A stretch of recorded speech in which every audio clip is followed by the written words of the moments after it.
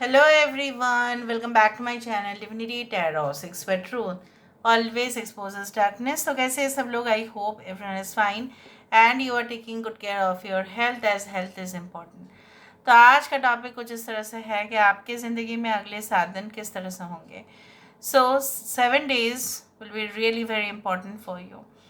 तो ये टाइमलेस होगा, कलेक्टिव है for all zodiac science and it is a general prediction friends.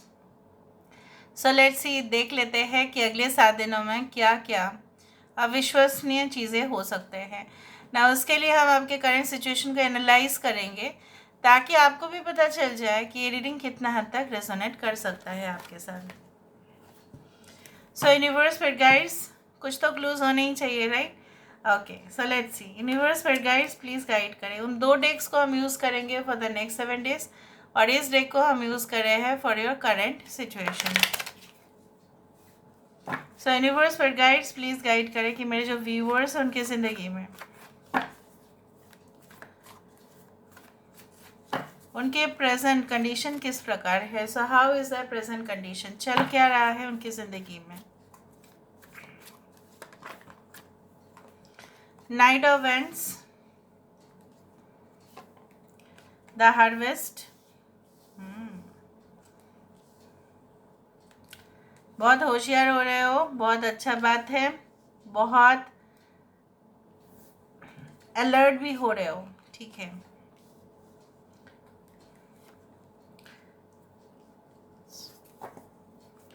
Bottom on the deck ace of cups. Aries, Leo and Sagittarius, मेष, सिंह, धनु राशि है यहाँ पे. We do have the Aries and Scorpio. मेष और वृश्चिक राशि है यहाँ पे. कुछ लोगों के लिए मृगशिरा नक्षत्र हो सकता है आपका, ठीक है. कुछ लोगों के लिए मुझे यहाँ पे ये दिख रहा है लाइक उत्तर फाल्गुनी या पूर्व फाल्गुनी नक्षत्र हो सकता है. धनिष्ठा नक्षत्र हो सकता है. रोहिणी नक्षत्र हो सकता है. टॉरस, वर्गो, कैप्रिकॉर्न, वृषभ, कन्या, मकर राशि. फिर मेष और वृश्चिक राशि, taurus, Virgo and Capricorn is also very important. Cancer, Pisces and Scorpio, कर्क, वृश्चिक और मीन.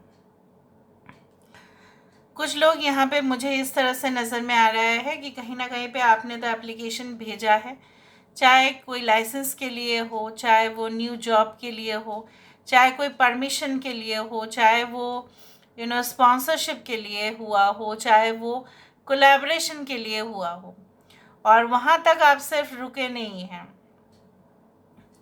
आप क्यों ऐसा कर रहे हो? क्योंकि आपको ऐसा ज़िंदगी चाहिए, क्योंकि आप डिज़ायर रखते हो, आपका ख्वाहिश है. आप दिल से कामना करते हैं कि मेरी ज़िंदगी इस तरह से बदल जाए, मुझे खूब सारा पैसा कमाना है, ढेर सारा पैसा कमाना है, और मुझे शांति भी प्राप्त हो. मेरे फैमिली जो है वो मेरे लिए बहुत इम्पोर्टेंट है, संतुष्ट रहना चाहिए वो लोग. और फैमिली में या आप कहीं पे भी आप ऐसे इंसान हैं कि भेदभाव आप नहीं करते. आपके डिक्शनरी में भेदभाव नहीं है, आप सबको खुश देखना चाहते हैं. लेकिन ऐसा होता है कि आप ही की ज़िंदगी में आप जितना फ्रेंडली जेस्चर लोगों को दिखाते हैं उतना ही वो अनफ्रेंड कर देते हैं आपको. यही कष्ट और दुख आपका है. जितना अनकंडीशनल प्यार आप करते हैं, सामने वाला उतना अनकंडीशनल प्यार आपको शो नहीं करते. फिर वो कंडीशन बेसिस पे प्यार कर लेते हैं आपके साथ. यही जो है एक ट्रेजेडी आपके लाइफ में है. लेकिन आपके लाइफ में अच्छा भी होता है, अच्छा भी हुआ है. ऐसा नहीं कि हमेशा बुरा वक्त ही चलता है. आपका वक्त आपका जो चल रहा है, हो सकता है कि नाजुक दौर से आप गुजर रहे हो. आपको ऐसा लग रहा है कि जिसको जो डिज़र्विंग होता है ना वो नहीं मिलता. आप असंतुष्ट हो, आप इंसान से भी असंतुष्ट हो. आपको अच्छा नहीं लग रहा है. कभी कभी आप इतना इरिटेट हो रहे हो, ठीक है. आपको लगता है कि जो प्यार आप डिज़र्व करते हो वो प्यार किसी और को प्राप्त हो रहा है. शायद आपका कर्म ही खराब है. कर्म के ऊपर आपका बहुत ज़्यादा विश्वास है, तो आप अच्छे कर्म ही कर रहे हो इस वक्त. तो आप मान के चलना, आपका जो भाग्य है, डेस्टिनी है, it is not only about your past Karma but it is also all about your present Karma. यहाँ पे मैं आपको बताऊँ, बहुत सारे लोग जो है स्ट्रीट डॉग, स्ट्रीट कैट्स को बहुत ज़्यादा ढेर सारा प्यार करते हैं, और कुछ लोग ऐसा कर रहे हैं कि ताकि उनको भूखा सोना पड़े, उनको मार दिया जाए, ठीक है, उनको इस दुनिया से ही हटा दिया जाए, स्पेशली डॉग्स को। तो दुनिया में बहुत सारे लोग होते हैं and you have to agree on that. फिर आप शोक नहीं मना सकते, इसने मेरे साथ ऐसा किया, उसने मेरे साथ वैसा किया, इससे भी ज़्यादा बुरा होता है, ये आप रियलाइज़ कर रहे हो, but you are realising late realise कर रहे हो। आप जितना पैशनेट होके काम करते हो उतना शायद कोई और नहीं कर सकता। इतना कुछ सीखना चाहते हो, you have also okay the desire for learning something very new. कुछ लोग यहाँ पे छोटे गांव से है, लेकिन उनके अंदर जो है एक सादगी मुझे नज़र में आता है, जो बड़े शहरों में नहीं होता है। I live in metro city, I have 2 houses, but I don't think so that you know कि यहाँ पे वो स्वीटनेस है, वो मीठापन है। I don't find it really. So यहाँ पे ऐसा होता है कि कुछ चीज़ें जो होते हैं, जो फ्लैशी दुनिया होता है ना, it's all about in the metro cities, it's all about in the cities. सुनने में लगेगा it's very good in metro city, big city, mega city, बहुत कल्चर्ड, बहुत कुछ, लेकिन कहीं ना कहीं पे हर एक चीज़ के पीछे कुछ डिसएडवांटेज भी है। इवन गांव में भी एडवांटेज है, डिसएडवांटेज है, लेकिन गांव में वो सादगी है जो यहाँ पे नहीं है, that is for sure. Nature जिस तरह से आप रूबरू होते हैं वहाँ यहाँ पे नहीं है। ना why I told because I saw it that you feel regret. आप तो कुछ रिग्रेट कर ही रहे हो। इधर आपने कोई ऐसा जॉब छोड़ा है अपने फैमिली के लिए, अपने पार्टनर के लिए, शायद आपको कहीं और ट्रांसफ़र किया जा रहा था लेकिन आपने नहीं लिया, और फिर आपको उस जॉब से हाथ धोना पड़ा। फिर वो पार्टनर आपके साथ कुछ स्ट्रेंजली बिहेव किए। ये कुछ लोगों के साथ तो ज़रूर है, लेकिन ये याद ज़रूर रखना that you know everything is not going to be in the same condition like every time. हर एक समय सही नहीं होगा, हर एक समय जो है अच्छा भी नहीं होगा और बुरा भी नहीं होगा। अच्छा ही भी होंगे, बुरा भी होगा, ऐसा चलता रहेगा। ओके, सो देख लेते हैं with in the next 7 days आपके लाइफ में ऐसा क्या स्ट्रेंज हो सकता है और क्या घटनाएं हो सकती है। Ascending the mountain, keep going forward.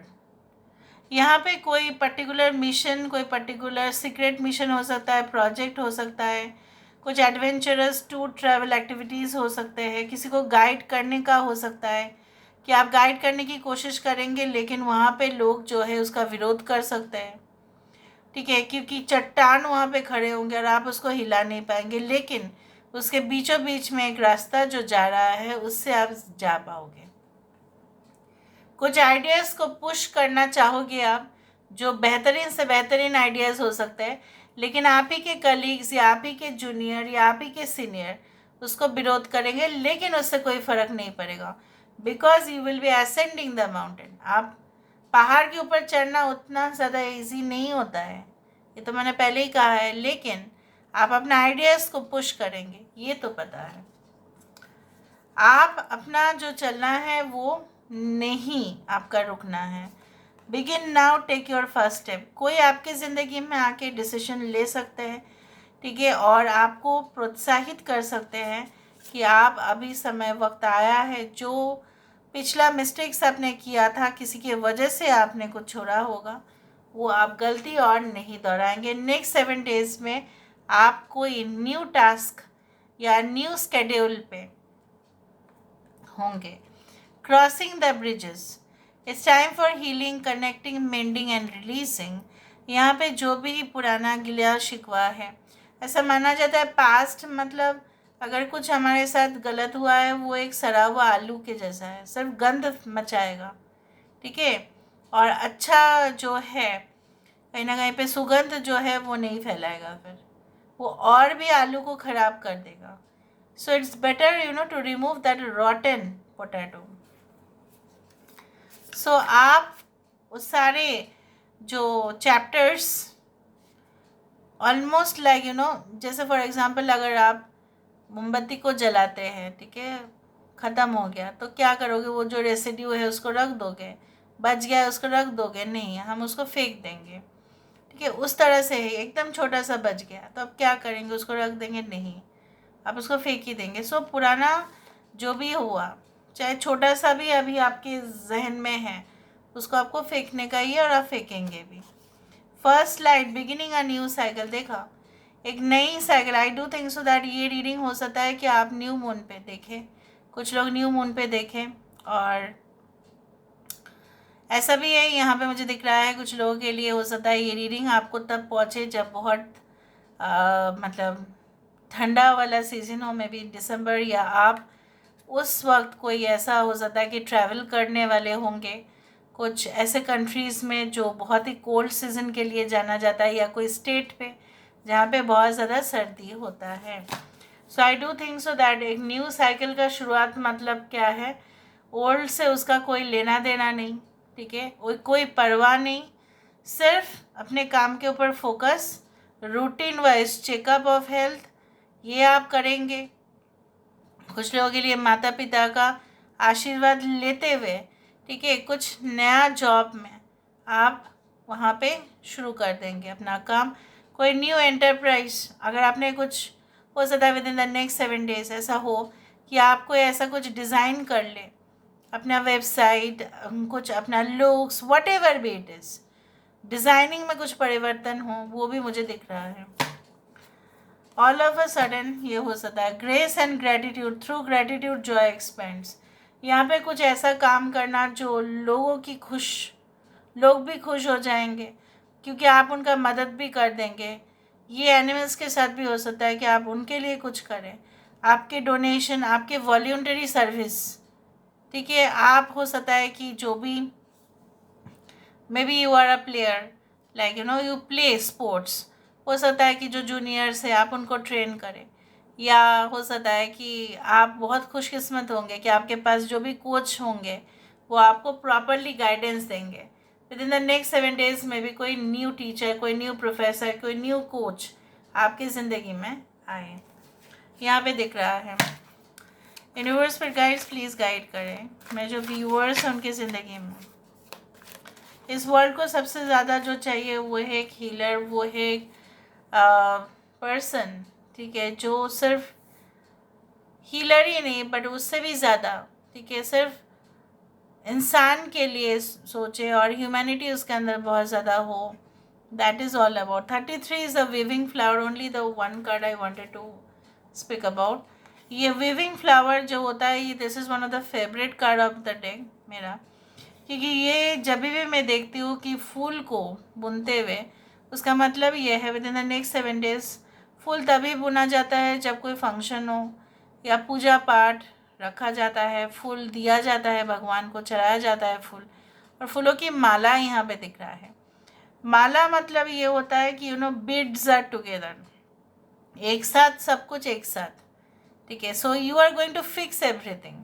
अगर कुछ गलत भी होने वाला होगा तो भी आप फिक्स कर सकते हो उसको, जो लूज फिटिंग स्क्रू होता है ना उसको फिक्स किया जाता है। So I do think so that you are going to fix any problem within the upcoming week और within the next 7 days, ये दिख रहा है। So this is all about today's reading, guys. I hope you like it, and if you like, please do share and subscribe. Thank you so much for being with me. Love you a lot. Take care of yourself. Bye.